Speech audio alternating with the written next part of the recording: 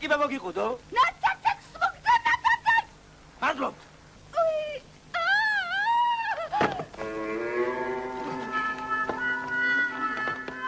ვიცი რომ დუბლიორი არ დაიქირავე სამ სცენის გადაღების დროს და თქვენ უნდა ყოფილიყავით ჩამოკიდებული. თან რამდენიმე დუბლი დაჭირდა ხო ამის გადაღებას? არ გაგიჭირდათ? ამ სიმაღლეზე იქ ჭირდა, მაგრამ ჩემი საქმე ეგ არის და არ ფიქრობდით იმაზე რომ შეიძლება ხელი გაგეშვათ, ჩამოვარდეთ, იქ თან დაცულობა რამდენად იყო არ ვიცი. მოვარდი რამდენჯერმე ჩამოხტომის დროს მოვფრიალებდი, ეს არის, მაგრამ არ რამე ხო არ დაიზიანა? არა. ხელები? ხელები ესენი დატყავებული მქონდა, ესე რომ იყავით დატყავებული მქონდა. ფანტასტიკურ პარტნიორებთან ერთად იღებდით ამ ფილმს. ერთი ეპიზოდი ვიცი, როდესაც კახიმ შემოანგრია თქვენს ოთახში შემოსასვლელად მთლიანი დეკორაცია.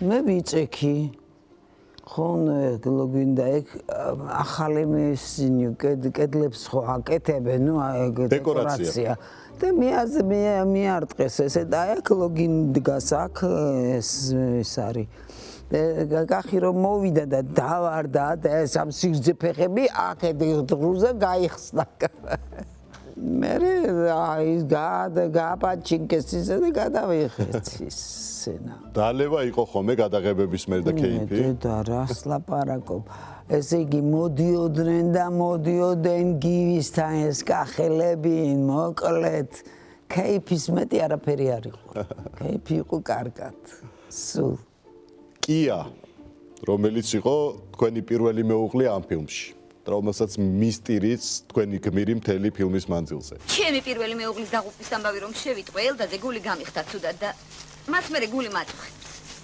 რა ვქნა? ვერა და ვერ დავივიწყე ჩემი კიანო. ხანკი როგორ ავარ ცოცხალი იმის დამკარგა. აი ესეთ სიყვარულის მართლა გჯეროდათ რომ აი შეიძლება ის ადამიანი აღარ იყოს და მაინც გიყვარდეს მთელი ცხოვრება თუ ეს მხოლოდ ფილმის სცენარისთვის გამოგონილი ამბები. ფილმისთვის არის თორე, აბა ეხლა ამისთანა კაი 2 მეტრიანი კაცი ყავდეს და კიდე ვიღაცას მისტიროდე რად გინდა. და რატომ მისტიროდა? კიტრს კარგად თვლიდა. გათლიდა და ნახევარს. იცი კიანომ როგორ იწოდა? გაფსკვნიდა კიტრს.